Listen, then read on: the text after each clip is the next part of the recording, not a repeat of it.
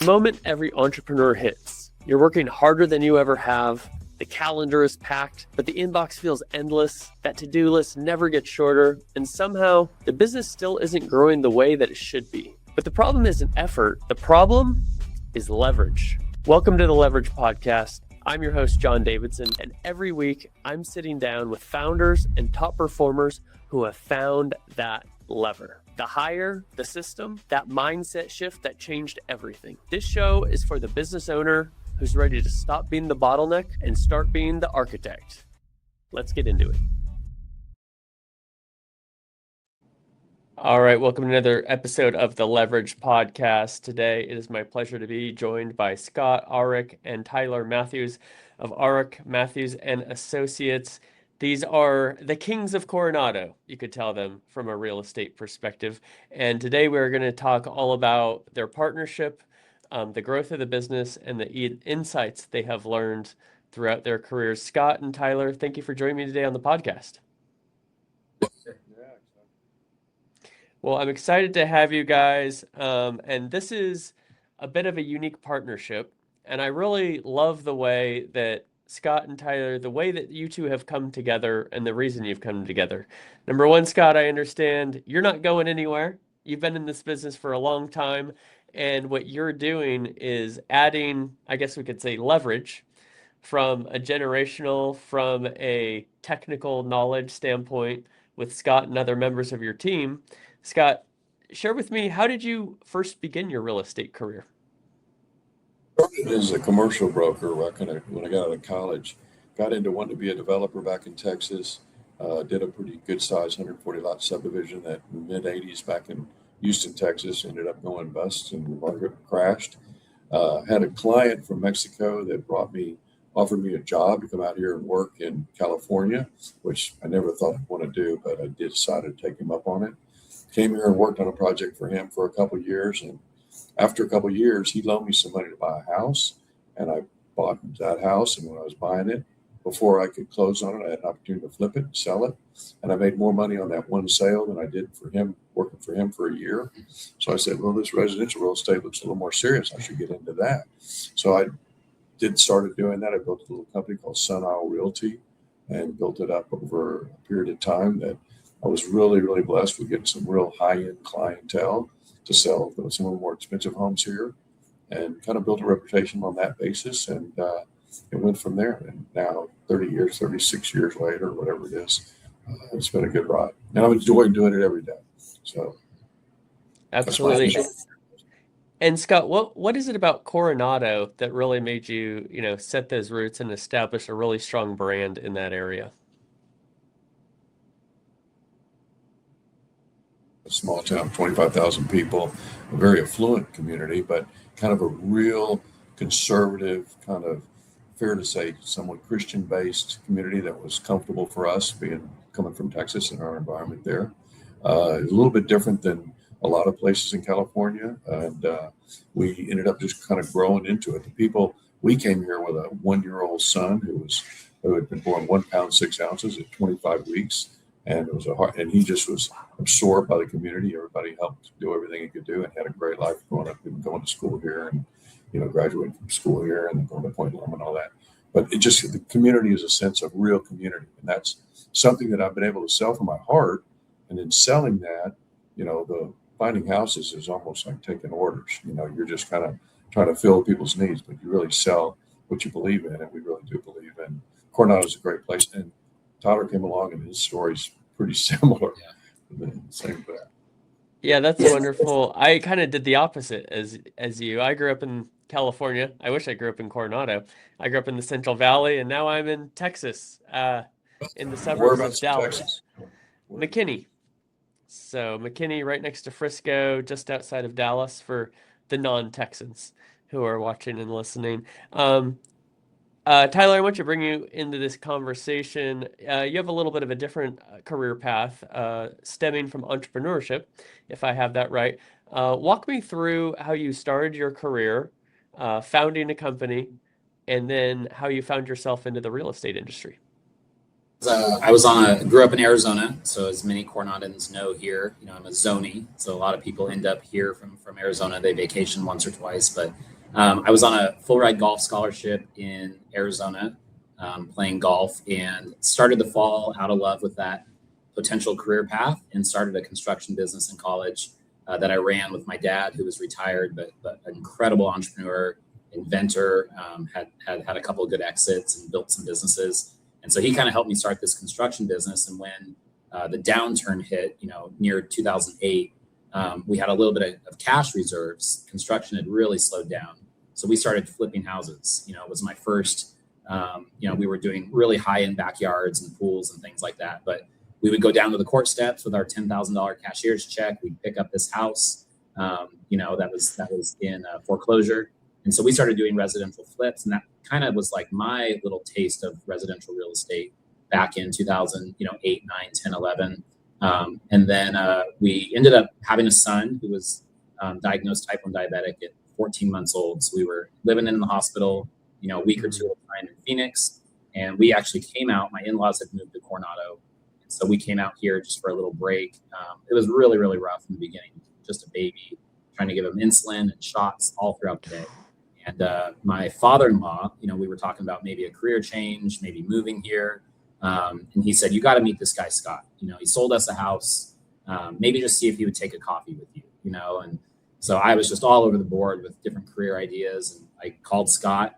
He answered, which he always does. That's what he's known for. And we met literally right across the street at a Brugger's Bagels, which is a coffee shop that's no longer there. And I just said, what's it like to be a realtor, And we just kind of shared each other's stories of having these little baby boys that, were really, really faced with some challenges health-wise, who are both now incredible young men. Mine's a little younger than his, but they're just turned out to be awesome guys. That was like the taste of he said, if you get your real estate license, you'll have a desk in my office. I don't hire new people, but I just love your story. And so lots of other little cool intertwined wild kind of God things happened to get us here, and got my license and immediately went to work for Scott. That was the first taste of real estate here in California. Wow. So Scott, when you got that call, what was the first thing you thought? And during that meeting, what was it about that conversation with Tyler that made you think, you know what, I don't hire new people. I don't bring people on without a specific real estate experience, but I'm going to give this young man a shot. I had really aspired to play pro football. I played ball in college, and I ended up breaking my neck, so I wasn't able to go any further. Probably wasn't going to be good enough to play pro ball, but nobody could have told me that. But I had always figured I'd be a coach, and I turned out that I got my degree in education and PE degree, in fact, and was going to try to be a coach in the off season if I ever did that.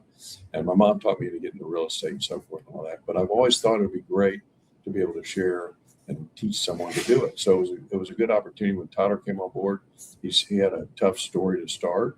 And at that time, I had reached a somewhat level of success, not the level of success we had now, but I had been doing that. I said, this would be a good thing to share and help bring him on to help me too. He'd be part of a good team. We had some other, I just had another one or two other agents. Was it just Beth or Marianne? Yeah. Yep. So I'd been Beth and Shelley, just two other agents that were working with me. So I think we had 20-something listings at the time, so I needed somebody else to help, and he just seemed to be a really good fit. And it turned out it was a great fit for both of us for a good 4 or 5 years, but he had a great opportunity to move on, and I was really happy that we did. It was a good thing for both of us. Now, it's one thing to be an employee, but it's another to be a partner, right? Tell me, how did this go from, okay, you're working for me to you're working with me as a partner? My perspective, it was a decision to bring somebody on that I felt comfortable could take care of my clients. Tyler's still got a pretty good runway. My son's the same old age as Tyler, so he's got, I'm 70 and he's 40ish. So I thought it'd be a great thing to bring somebody on that would be able to take care of my clients and their kids and family down the road, because I'm not going to be able to do that forever. But I do enjoy doing it. I'm going to do it till I can. And that's what drew me to Tyler over the other associates. He's also got such a high level of character and quality of his life. We were aligned in that. Our Christian values are important to us. Our whole office has got Christian values, and it's important to us. And we share and all feel confident in each other. So it was a good fit. And that 5 years working really just as an agent for Scott, I mean, was such an honor. I didn't quite realize how blessed I was in the beginning, not knowing really who he was yet, or really in the world of San Diego real estate, especially Coronado, kind of the legend. But it was so instrumental in my foundation, right? To have that kind of leadership and to see how he had built a business really on putting the client's needs first and not just chasing commission, which has been passed on to me. So I got to do that for 5 years and really kind of witness and be in the shadows a little bit of what it was like to build that type of business. And, it wasn't just a stroke of luck. There was really some neat things that he had done. And when I left, it was just for another great opportunity to help build a really great team here in broader San Diego, not so centric just to Coronado, with John Blutch over at EXP, who had a really successful team in Phoenix and was deciding to kind of mimic the team here and kind of needed somebody that had a little bit of track record here and a good reputation to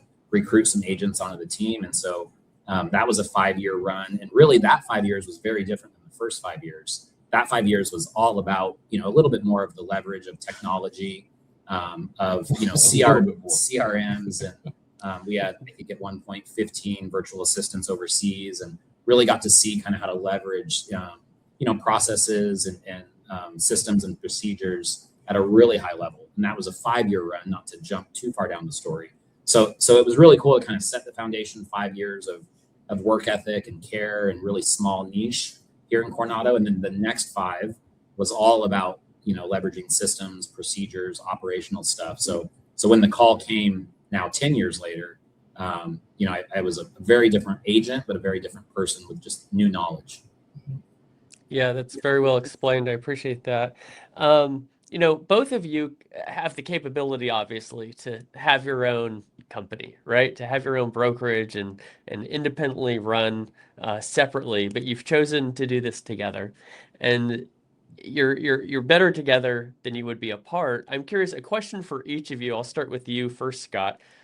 What does Tyler bring into your business that you would not have without him? And then Tyler, I'll ask you the same question back. What does Scott provide that you wouldn't have if you were running everything yourself? Scott, you first. Well, the fact that he's a good quality realtor for all the other reasons. On top of that, he's probably as sophisticated and knowledgeable in the realm of technology, social media marketing, everything from the videos that we create, the Instagrams. I'm a dinosaur. I'm still a print media guy. And Tyler's had to buy into spending tens of thousands of dollars a month on print media because I just still believe in it. But in addition to that, we've expanded for the other stuff. I thought it was a perfectly great website.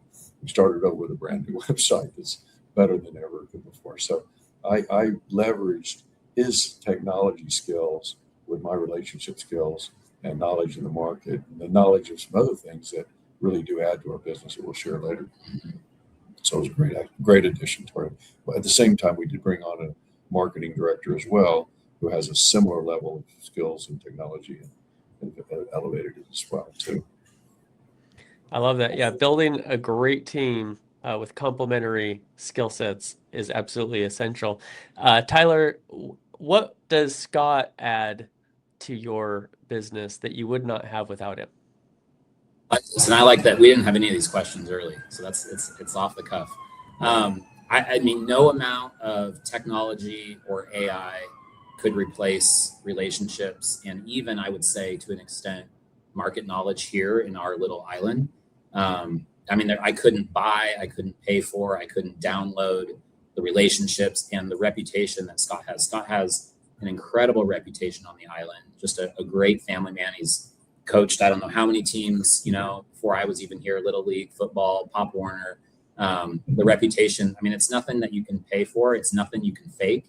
I mean, I was extremely blessed to be able to kind of have that injection of speed almost to have, my name kind of associated with Scott's.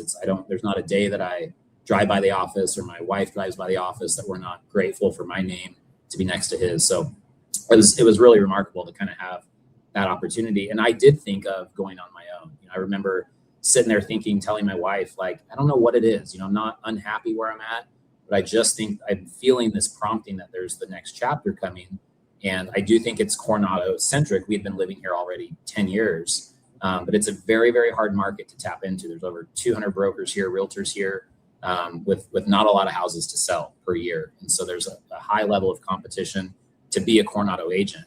And I remember thinking I could go on my own, but like, it just never felt right. It felt like, it's better to do something together. It's better to leverage, vacation, to know that I have somebody competent back at the office that could go on any listing appointment, any showing, knows more than anybody. And then, the stars aligned really when we kind of came together that second time. That's fantastic. I know you guys have a ton in common, right? Other than your ages, but you both have the same faith. You both have the same approach to real estate. You have the same incredible client management skills and putting your clients first and being solution oriented for them. But I'm curious, what is something that you disagree on?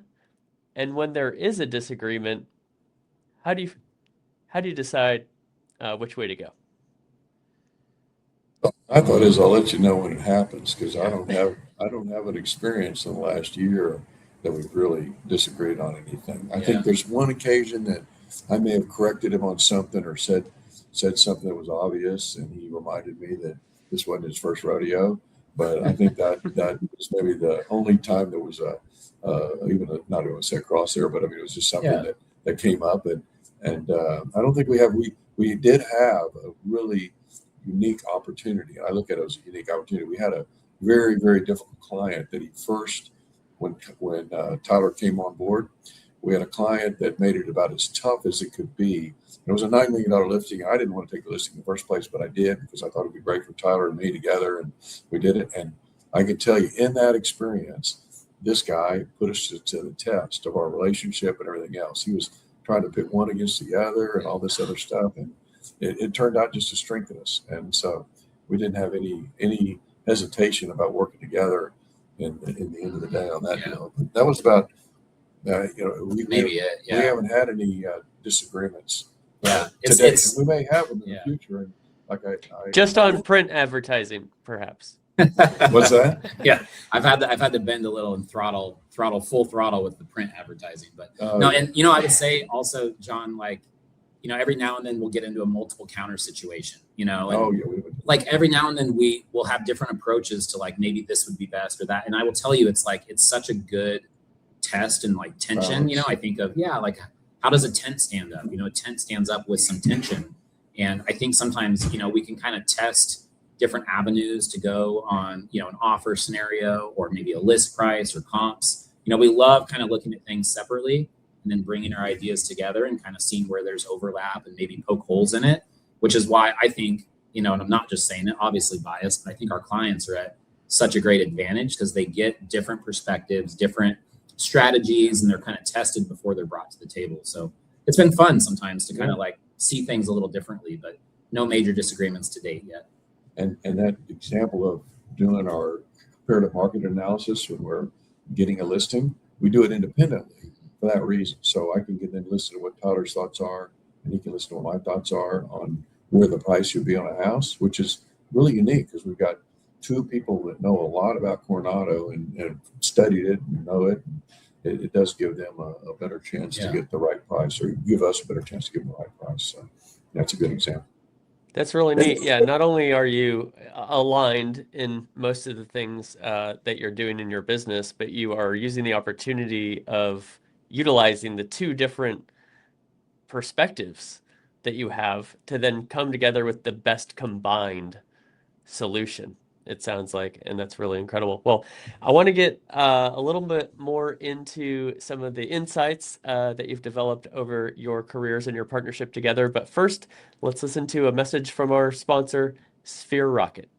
Business owners and entrepreneurs will place a proven executive assistant VA for just $4 to $8 an hour, and if they don't perform, you don't pay. Imagine freeing up 20 plus hours a week by someone handling your most time-consuming tasks like admin work, managing emails, scheduling meetings, and so much more. This one hire could transform your productivity and give you back the time you need to focus on growing your business. At Sphere Rocket VA, we make this possible in as little as 7 days. We'll place a proven executive assistant VA in your business for just $4 to $8 an hour, and your VA will take over day-to-day administrative tasks, help manage your email and calendar, follow up with past clients, giving you back 20 plus hours a week so you can increase your sales and even enjoy more personal time. And here's the best part. If they don't give you back 20 plus hours a week in the first month, you don't pay Sphere Rocket a dime. We've done this for thousands of business owners, and now it's your turn to see the results. Click the link around this video to schedule a demo and discover how this one hire can completely change how you run your business. Remember, if within 45 days the VA doesn't perform, you don't pay. All right, we are here with Scott and Tyler of Aurich, Mathews and Associates, and they are sharing with us this unique but incredible partnership that they have developed in the real estate business around Coronado and the broader San Diego area. Gentlemen, thank you again for joining me. I want to get into some of the leverage that you have created in your business, and you have about $2 billion in sales over time, over 900 transactions in Coronado, I believe. And, it's one thing to get started, it's another to sustain and continue to scale that success. What are some systems that you employ that really give you leverage in your business to create this type of output?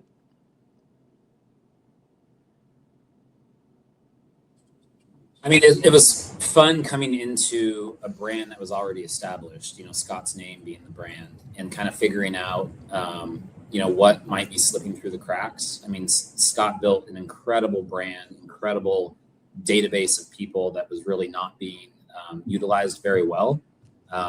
Very fortunate that he's nearly a household name on the island. And so, but as more transactions occur and as more people move into the island, less and less maybe a repeat business that get to know who he was to maybe themselves previous on transactions. So it was really kind of looking at the database and trying to figure out, where are their potential holes? Where are people getting maybe skipped over or left behind, or are his clients really getting nurtured long term?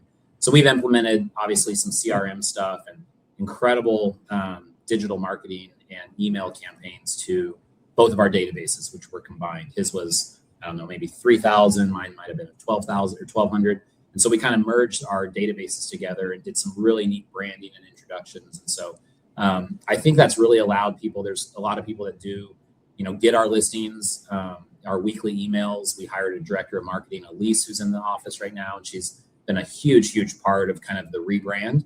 And so I think that's been kind of the systems part, is implementing. I mean, Scott will joke, he's as honest as anyone and laugh. Most of his database and CRM lived in a phone. There was nowhere else, maybe an old Excel sheet that somebody helped him build a long time ago. And so it's been fun to kind of implement all the technology that's there to kind of build that out and make sure that people aren't skipped over anymore. Yeah. Well, I built my business on the fundamental of I'm going to outwork everybody. I just can work harder than anybody else, and I'm going to do a better job. I'll be more accessible. And I believed, and I used to run in my ads every week. You answer my phone 24/7, and I did.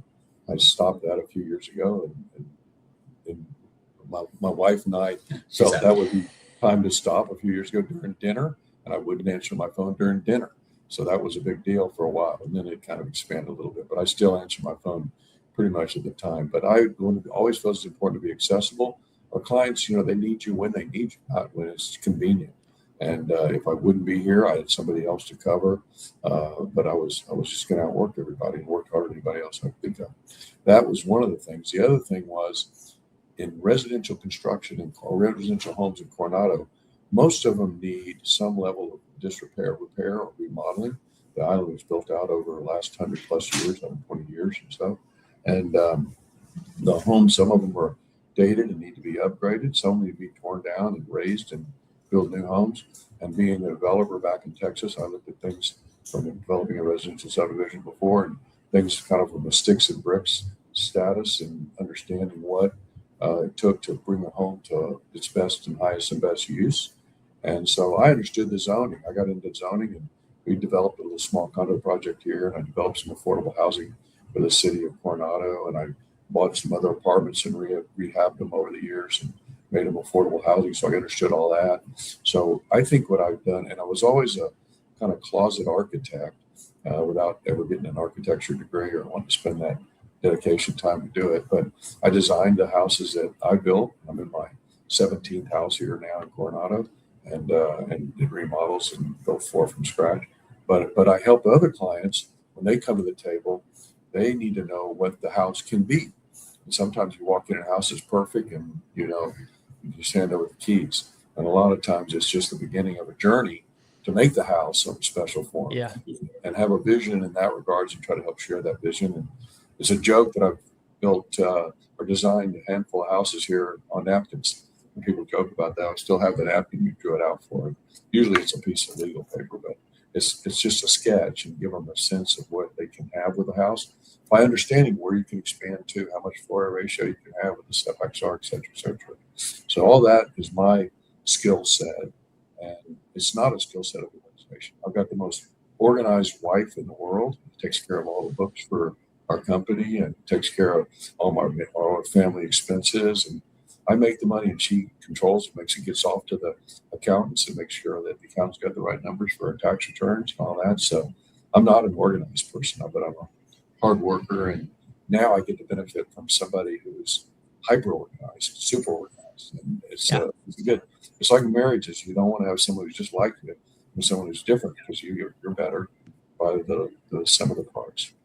That's right. Yeah, you make each other better together than apart. And I really appreciate that understanding of, the fact doing many different roles around an industry gives you, allows you to solve problems for your clients that much better, because you can see it from the construction perspective, the developer perspective, the architect-ish perspective. And, it's great to have technology, and innovation is wonderful, but I also love those tried and true principles that never change, such as hard work, being available, and putting the client first. Another type of leverage can be a mindset. And I know you guys are very open about your faith. That is something that you are aligned on, and that your office runs along Christian values. Being a Christian myself, I respect that, and I try to do the same in my own work. Share a little bit about how your faith has created leverage in your business by just being open-handed with that part of your personal life. Well, I'll share that, a long time ago, I was taught that, no escrow, no house, no commission check, no client, none of it is my provider, right? And so, real estate, if anyone's been in real estate for any amount of time, they know that it can be a bit cyclical. It can be a little bit feast or famine. It's good when it's good, then it gets a little scary when it slows down.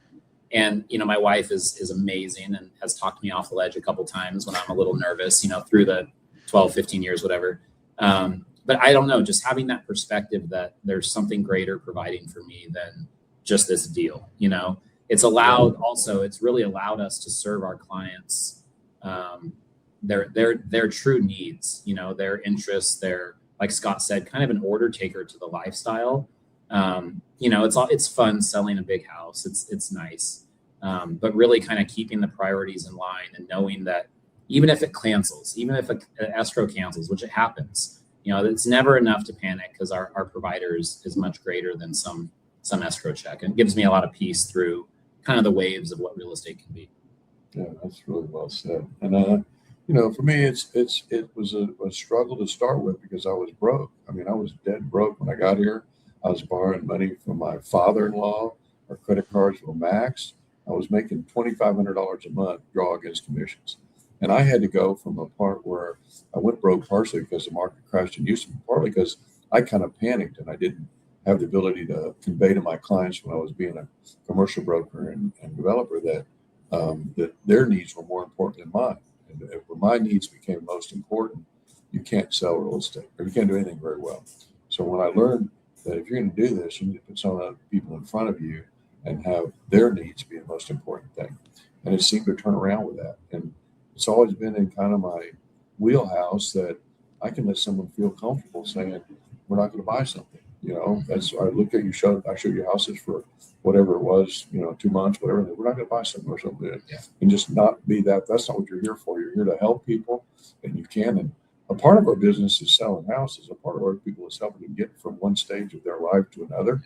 And as I matured and got a little older, that's what I really understood.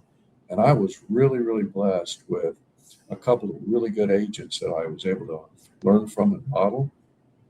There was an individual agent here, Gwen Hovland, who was the queen of Coronado in the sense that she had the biggest market share, and she really didn't spend much energy on how big a house was, how many bedrooms it was. It was the aura and the way it made you feel when you walked inside, which was exact opposite where I came from, learning about sticks and bricks and price per square foot and cost and all that stuff.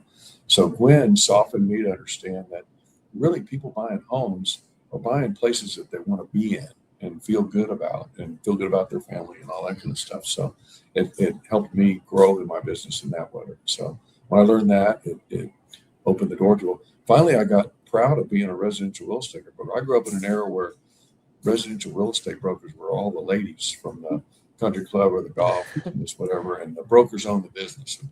An office back in Texas with 50 ladies and there wasn't any guy brokers or agents that were brokers that owned the business. So I'd go to wherever, Vegas, where I was, whatever. It said, what do you do? I said, I'm sell real estate, but I wasn't a residential real estate broker. And over the years of then getting a sense of helping people and getting the reward both financially and knowing that you did something good changed the whole dynamic. So I'm a proud residential real estate broker. I share that with, that's what I've done. And that's what I do. I have people ask me, what do I sell houses?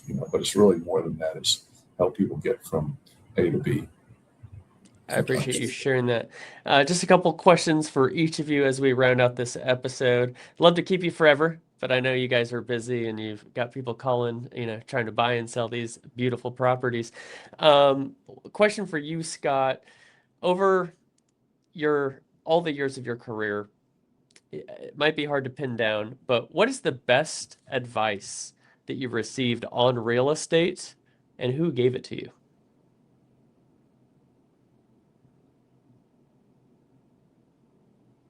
Maybe it's just understanding of location.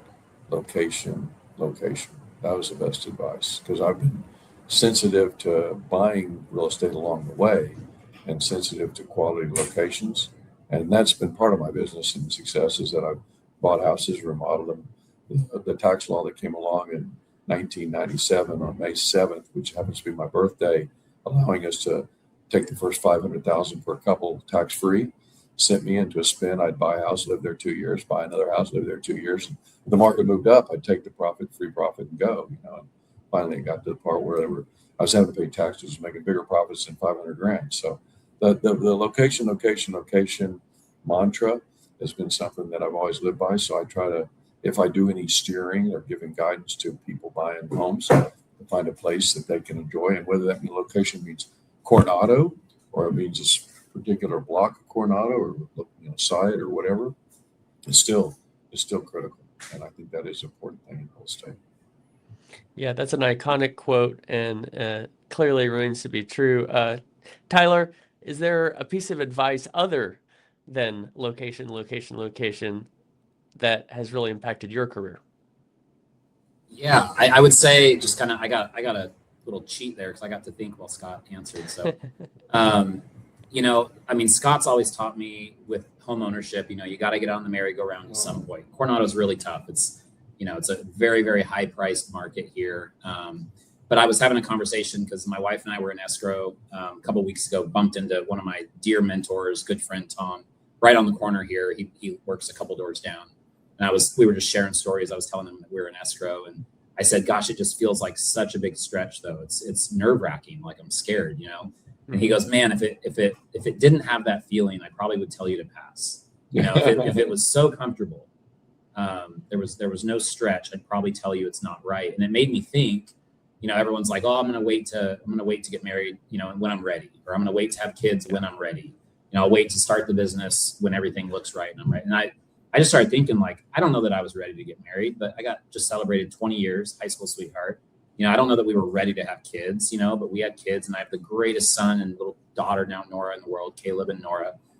This partnership, was a little bit nerve wracking. There was some unknowns, but it was a big stretch for me and, taking on the overhead. So I would say that I don't know what the quote is, but sometimes that stretch, it's like the greatest opportunities, lie in that stretch of a little bit of uncomfortability. All the comfort decisions I've made in my life kept me where I was, and the big decisions that kind of make your heart skip a few beats, those are the ones that I think truly matter. So a lot of wisdom from a young guy, huh?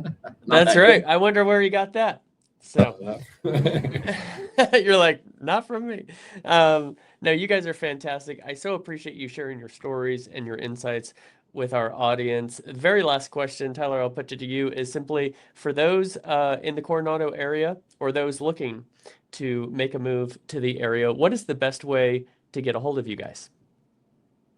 I think following us on Instagram. We have personal Instagrams, and then our business Instagram is on Island Living, and it's where you'll find all the fun stuff we do. We're gonna have a lot more community and more videos of us. It's obviously stunning properties every day, but it's an awesome way to get a hold of us, and just shoot us a DM. That would be my way. And my way is 619-987-9797, and I answer it most of the time.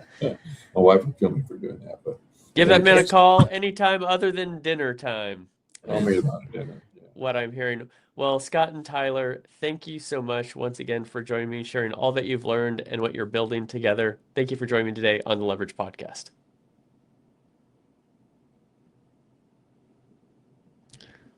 All right.